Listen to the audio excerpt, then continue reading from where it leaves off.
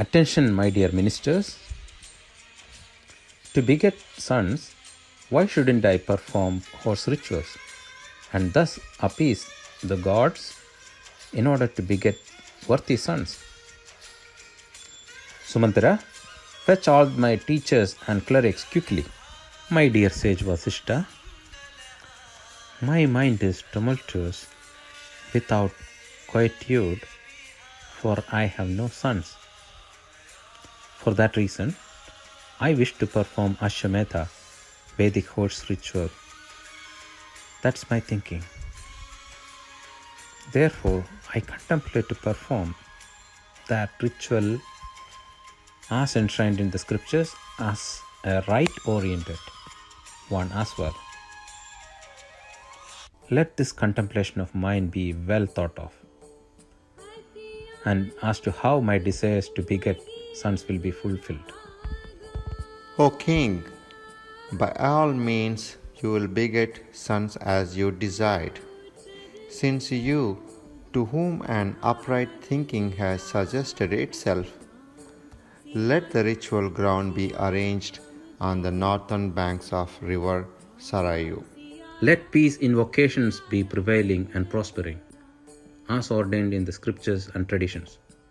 If it is possible for correct performance to obtain the results of this ritual, and if it is possible to conduct this ritual without any difficult fault during its performance, then all the kings on the earth would have to perform it.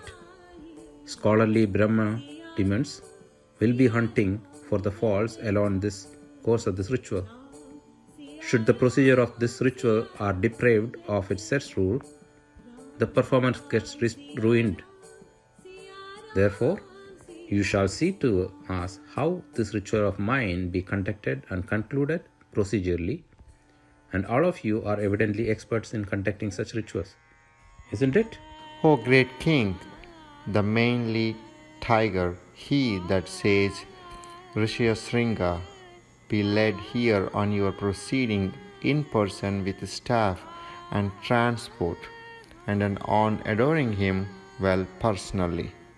Sage Rishi Shringa then procedurally conducted the ritual contained in the preamble of Atharva Veda with hymns called Putra Kameshti, that is, the ritual that bestows sons for your benefit, offering oblations into sacred fire with ritual acts meticulously contained in hymns.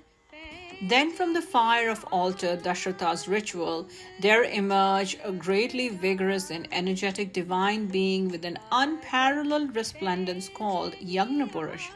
He is clad in black and red garments, and his face is red, and his voice resembles the drumbeat. He is endowed with auspicious features and decorated with divine ornaments. In height, he is like a mountain peak, and in valiance, he is like an imperious tiger. That great ritual being personally brought a big golden vessel, carrying it with both of his hands as if he would personally handle his own wife, which vessel is made from the molten gold and covered with a silver lid, and which appeared to be crafted out of divine illusion, since it is dazzling like the sun and glowing like the tongues of fire. That divine person, on observing King Drashratha, said these words: O king, you may know me as the being sent by Prajapati. Thereafter, King Drashratha greeted him with folded hands and said, Welcome, what shall I do for you? Then again the divine being sent by Prajapati said these words: O king, now you have obtained this dessert in a golden vessel, as you have propitiated gods. O tigerly king, take this dessert prepared by divinities. This is a blessed dessert that enriches progeny and health. O king, let this be consumed. Saying so, he further said, For which purpose you have performed this ritual, that childbearing will be fructified in your wives by bearing sons. Hence, give this among your eligible wives. So said the divine being to Dashratha. Agreeing to that, the king wholeheartedly took the God-given golden vessel full with divine food. With high ecstasy, Dashratha revered that ritual being the Prajapati Purusha, an astonishing and delightful being in his appearance, and performed circumambulations around him. O queens, receive this dessert to beget your sons. On completion of the ritual, 6 seasons have passed by, and then in the 12th month, on the 9th day of Chaitra month, when the presiding deity of the ruling star of the day is Aditi, where the ruling star of the day is Punarvasu, the asterism is in the ascendant, and when 5 of the 9 planets vis-a-vis Sun, Mars, Jupiter, Saturn, and Venus are at their highest position, when Jupiter with Moon is ascendant in Cancer, and when day is advancing, then Queen Kaushalya gave birth to a son with all the divine attributes like lotus red eyes, lengthy arms, roseate lips, voice like drumbeat, and who took birth to delight the Ishvaku dynasty, who is adored by all the worlds and who is greatly blessed epitome of Vishnu, namely Rama. I shine forth with such a sun whose resplendence is unlimited, as with Lady Aditi, who once stood out with her son Indra, the best one among gods, with all the divine attributes like lotus red eyes, lengthy arms, roseate lips, voice like drumbeat, and who took birth to delight the Ikshvaku dynasty, who will be adored by all the world, namely Rama.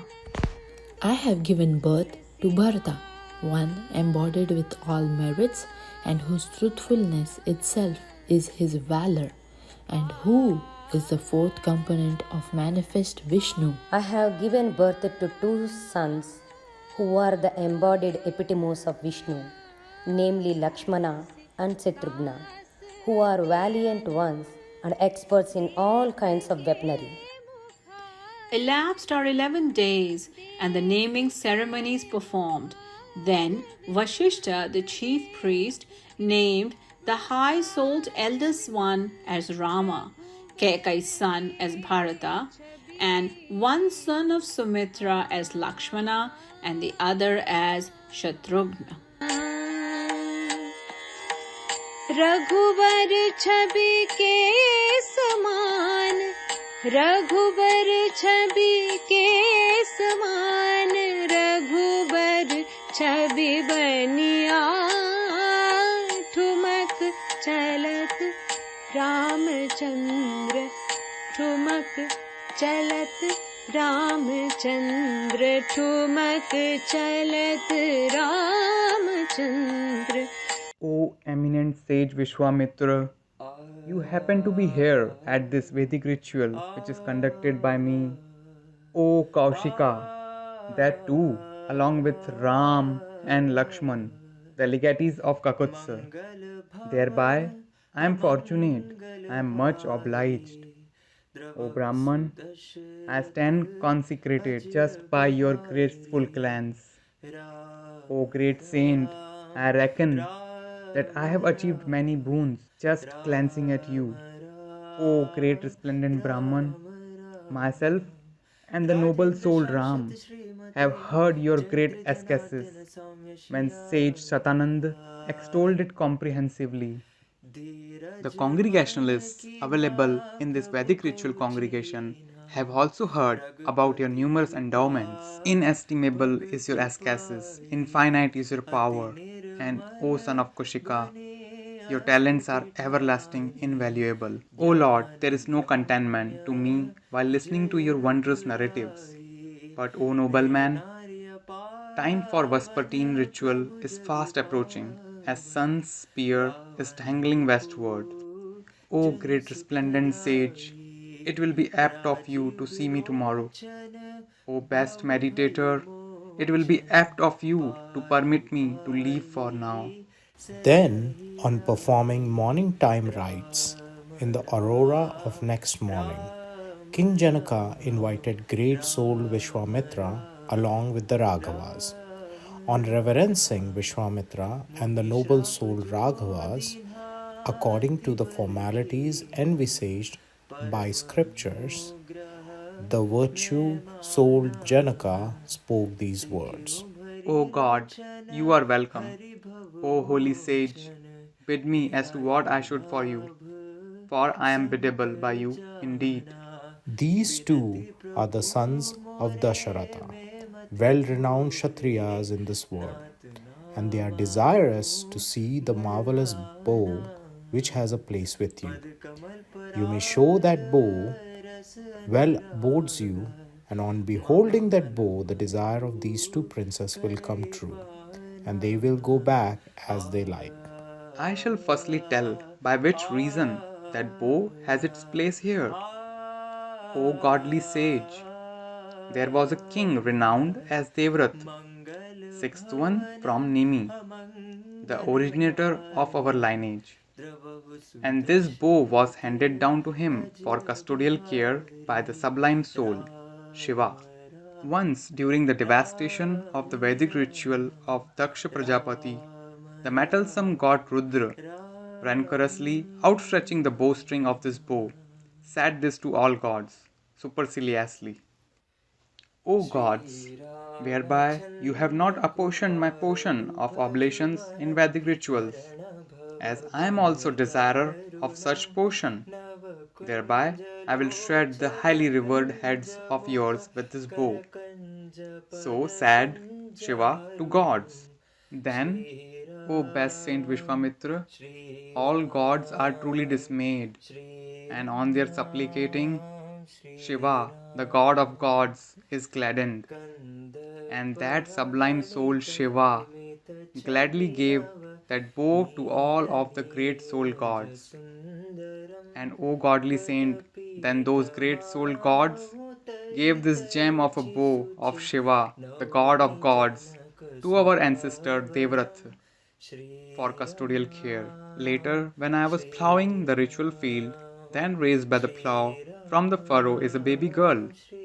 Since she is gained while consecrating the ritual field, she is named Sita, and thus she is renowned. Hers is a non-uterine birth, as she surfaced from the surface of the earth, but fostered as my own soul-born girl, and I determined to give her in marriage to a bridegroom, where his boldness is the only bounty I receive in that marriage. O eminent sage, my daughter has surfaced from the surface of earth and has come of age. The kings, having heard my declaration that the bounty for Sita is boldness alone, have come and besought for her. To all those kings who are beseeching for the girl, I have not given my daughter, saying that she will be given for a bounty of boldness. And all the kings convoked, and on arriving at Mithila, then they wanted to ascertain the caliber of the bow vis-a-vis their own. For them, those who wanted to ascertain the caliber of the bow, that bow of Shiva is fetched to their proximity, but they are incapable to joggle it, or even to catch hold of it. O great saint, on knowing the valor of those valorous ones as valueless, I countermanded them. O ascethically wealthy Vishwamitra, by that you may know the sequel of it. Then, O eminent sage, those kings beleaguered Mithila in a blind fury, since a self-mistrust bechanced among them all about their own valor. They surmised for themselves that they are brushed off by me, and they possessed by a high rancor. They strangled the city of Mithila.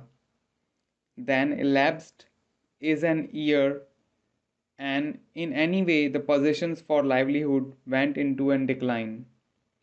O eminent sage, thereby I am highly anguished. Then I have assuaged the assemblages of gods by my ascesis, and gods are also highly gladdened, and gave me fourfold forces.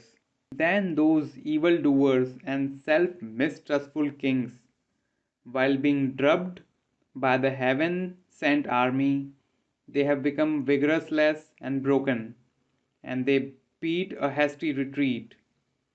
O tigerly sage, this is that supremely radiant bow.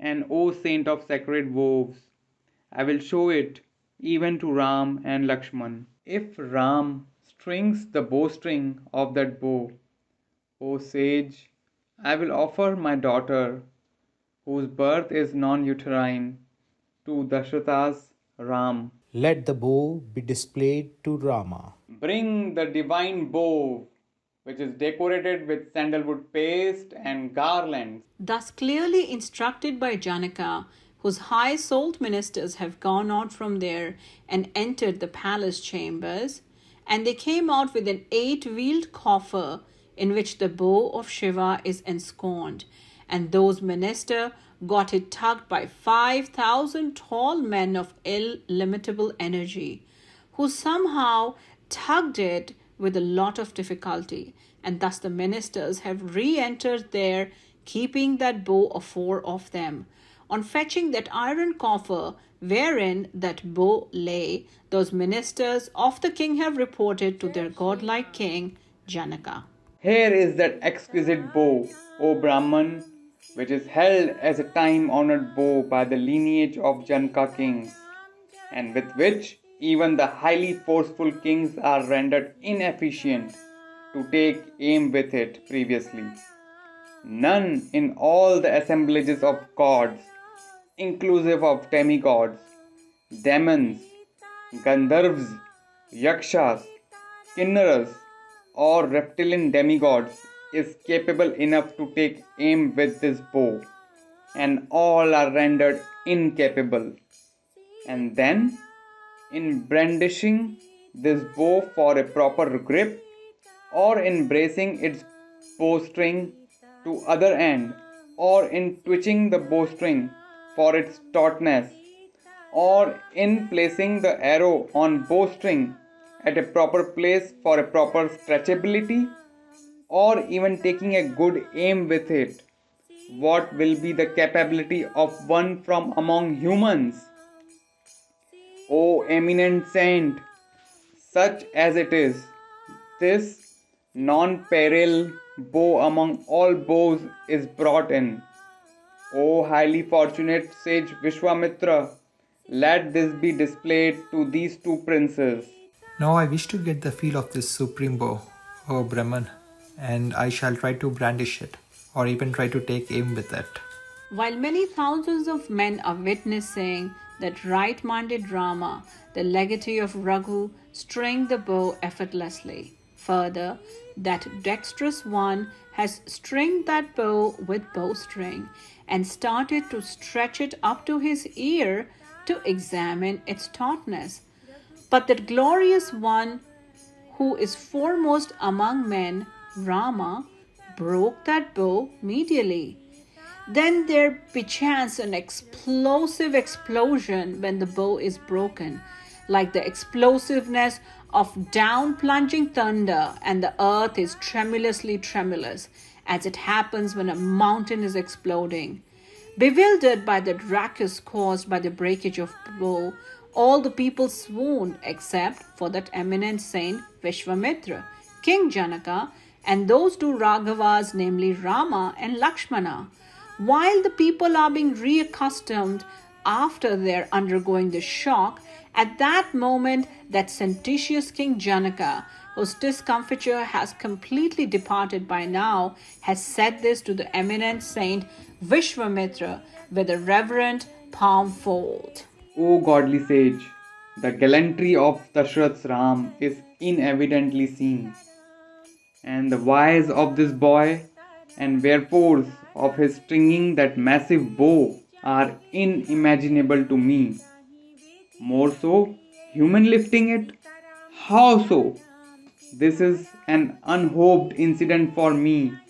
Besides breaking it, this is highly wondrous experience for me. My daughter Sita, on getting Dashrath's Ram as her husband, she will bring celebrity to the lineage of Janaks. O Kaushika, My commitment that she is the bounty of bravery has also come true, and my daughter Sita, who is nurtured well than my own lives, is a worthy bride for Ram.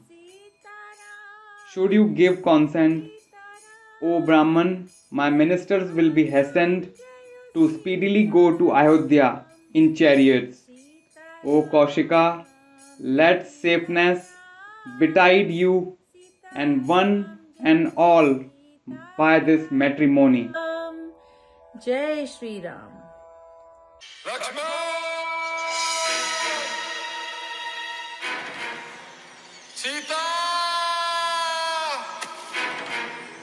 You go at once and check upon Raghava. I have heard the loud ailing voice of highly fretful Rama, whereby my heart or my very entity is not abiding in its place, and it will be apt of you to protect such a brother of yours who is screaming in the forest. He might have come under the subjugation of demons, as with a bull coming under the seas of lions. Hence you hurry up, so as to near such a brother of yours who is seeking protection. O Vaidehi, your husband is impossible one for defeat by serpents, asuras, gandharvas, demons, no doubt about it. This one, there is no such combatant who can counter-attack Rama from among gods, humans, gandharvas, kinnaras, and even from horrendous demons. Rama vies with Indra in any given war. It is inapt of you to talk that way, as Rama cannot be defeated in any given war. And as for me, I do not venture in this forest, abandoning you in this forest in the absence of Raghava. Let the most forceful crowns with their military forces, or all of the gods together with their heads, why they? Let all the three worlds put together come mutinously, whether jointly or separately. Rama's prowess is irrestrainable. Hence, let your heart be diverted and anxiety divested, as your husband will be returning soon on killing that extraordinary deer. You are like a foe of your brother in France, means Saumitri, as you are not making a move towards a brother even if he is in an emergency. Because of me, you wish Rama to be completely destroyed. And only because of your cupidity for me, you are not following upon Raghava. It is definite. Evidently, it is not the voice of Rama, nor that of any other god, but someone mimicked that voice for doing trick, and that must be the original voice of demon Maricha, similar in effect to the magical city of Gandharvas usually created by magicians in Jannah. And you are an entrustment, O best lady Vaidehi, as the great soul Rama has entrusted you in my security. As such, I do not dare to leave you off as of now. O gracious lady, we have become the adversaries of these night walkers insofar as the elimination of Khara and others, and concerning the eradication of Janasthana. These demons are the swaggers and violets in this great forest, and they will be employing various voyages. Therefore, Vaidehi, just do not bother about it. You are haranguing all these sermons only on noticing hardship to Rama. It is unsurprising that the pitiless ones and rivals of your kind, who always behave in a cloak and dagger way, will tend to commit deadly sins, Lakshmana, and it is not uncommon. You are verily maleficent, for you have singly and covertly followed Rama, who started to forest all alone, or instigated by Bharata only because of me. I do not venture to reply you, Maithili, as you are like a deity to me. Women using these words that are in class by themselves is not at all surprising. This sort of bringing stilted words into play is the nature of women and is obvious in this world. Women by their nature are unborn by etiquette of decency, are whimsical, bad-tempered, and they tend to become craftsmen of the change of fortune. And O Vaidehi, daughter of Janaka, indeed unbearable are these kind of words that are much the same as burnt iron arrows thus in between my two ears. Whether this is an intrigue of yours or that of Bharata, it is unachievable, Saumitri. How can I long for another commoner when I have put my faith only in the lotus blue complexion and lotus bright-eyed husband of mine, Rama? Let all the foreign inhabitants indeed listen as to how you are addressing me with bitter words, though I am reasoning with you in a respectable and responsible way. And let them become my witnesses for the sake of justice. Fie upon you, You are acrimoniously tempered owing to your femininity, and by which impulsive reason you mistrust me, who is presently abiding by brother's order. May God damn you for that. I am going there where Ram is. O lady with the best face, you be blessed, and O broad-eyed one, let all the forest deities protect you. I mark this kutir with my power so no harm may come to you while you are behind this protected area. Please do not leave this area until Sri Ram and I return. Bhiksham Dehi, Bhiksham Dehi, glittering like the glitter of gold, silkened in ochre silks. You are like a lotus tendril garlanded with divine lotuses as your ensemble. Who are you? O curvaceous lady, who are you? O one with an impeccable smile, do you belong to Rudra gods or Marut gods or to Vasus? To me, you are beaming forth like a goddess. This is the dwelling place of demons, and no goddess nor a Gandharva nor a Kinnara can arrive here. But how have you come here? Here, simians, lions, leopards, tigers, likewise other predators, bears, tigers, vultures will be moving. How you are not afraid of them? Being alone in this forest, O lady with a lovely face, how you are unafraid of horrendous and mighty elephants possessed of rut? O auspicious lady, who are you? Whose are you? Also from where are you? And being a lonely, what for you are moving in dreadful Dandaka forest that is adored by demons? Arms are ready. O Brahman, this is Darpa grass seat, and you be seated comfortably. Here is water, receive it for hand and feet wash. Here is a forest-grown victuals for your sake, dine on them relaxedly. A lie cannot be uttered to a sannyasi, much less to a Brahmin. This friar appears as someone who is attired as a sannyasi to fill his stomach, but he is Brahman, because he came booming Vedic hymns, which no other lesser Brahman can do. Thus, he is someone with a perfect Vedic background, and according to the saying, Etinam Pujanam Karyam Striya Va Purusena. An aesthetic is to be revered either by a lady or a gentleman, and thus he cannot be turned out saying, My husband is not at home, and if he is neglected, he may curse. I am the daughter of noble soul Janaka, the king of Mithila. By name I am Sita, and the dear wife and queen of Rama. In the 13th year, the lordly king Dashratha deliberated together with his imperial ministers to anoint Rama as crown prince of Ayodhya. When Raghava's anointment was being organized, my venerable mother-in-law known as Kaikeyi begged her husband Dashratha for a boon.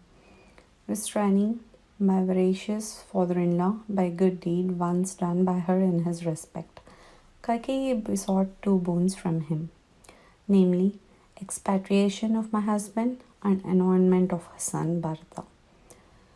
When Rama arrived in the presence of his father, Kaikeyi readily and decidedly spoke those words to my husband. What your father has proclaimed, O Raghava, that may be heard from me. He said, Let this thornless kingdom be accorded to Bharata, and you, O Rama, indeed have to inhabit the forest for 9 + 5 years. Hence, you repay to forest and redeem your father from the remorse of perjury. As an unfearing one from any quarter, and as a resolute one in his pledge, my husband Rama said, So be it, to Kaikeyi and followed her dictate. My husband is evermore a renderer but not a recipient, and forever he speaks truth and not the untruth, least of all. O Brahman, this is unalterable and unsurpassable awe of Rama. Because Rama always abides in probity and resolutely owed to it, he entered Dandaka forest. Such as we are, O eminent Brahman, we three are moving about the impenetrable Dandaka forest just by our own mettle, as we fell down from kingdom owing to Kaikeyi. Be comfortable for a moment. Here it is possible for you to make a sojourn, and soon my husband will be coming on taking plentiful forest produce and on killing stags, mongooses, wild boars, he fetches meat aplenty. Such as you are, O Brahman, you may make mention of your name, parentage, and caste in their actuality. For what reason you are wandering in Dandaka forest lonesomely?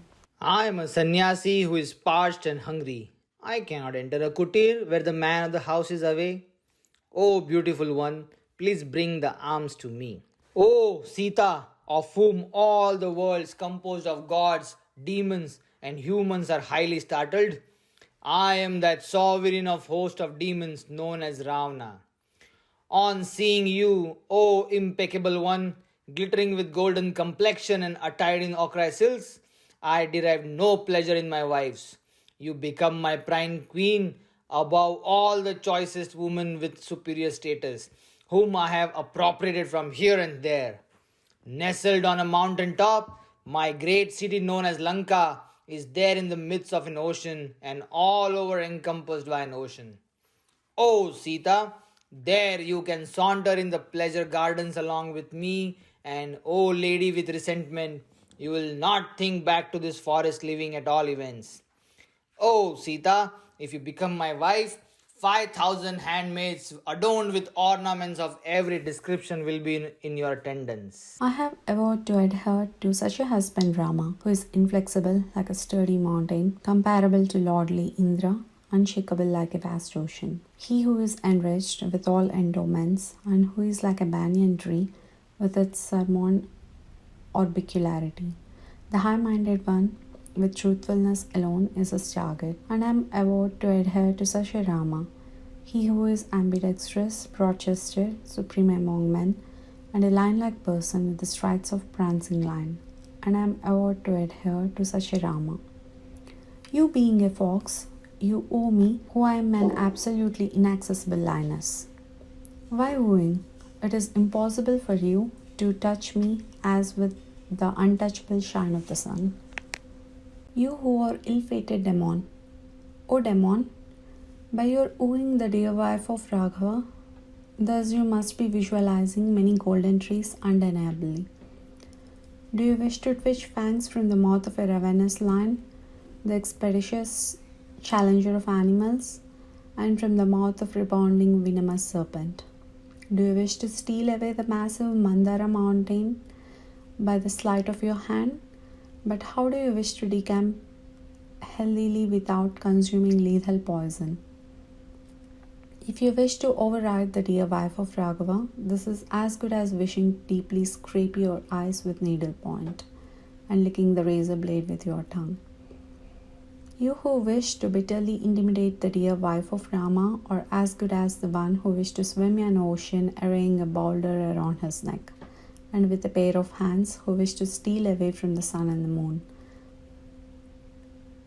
You who wish to abduct me with a auspicious lizard as the wife of Rama, thus you wish to steal away a glowing fire and a cloth bundle, though evincing it to be highly flaming. You who wish to override the befitting wife of Rama, or wishing to tread on the needle-sharp spikes of iron spears, which odds are they between a lion and a fox in a given forest? Which odds are they between a turbid rivulet and a ocean? And which odds are there between a fine wine and so gruel? Likewise, you are also at odds with the son of Dashratha. Which imparity is there among the metals of gold and lead? Which imparity is there among the waters of sandalwood and sewage? Which imparity is there between an elephant and a wild cat of forest? Such an imparity exists between you and the son of Dashratha. Which dissimilarity obtains between a crow and an eagle? Which dissimilarity obtains between a waterfall and a peacock? Which dissimilarity obtains between a swan and a falcon living in the forest? Such a dissimilarity obtains between you and the son of Dashratha.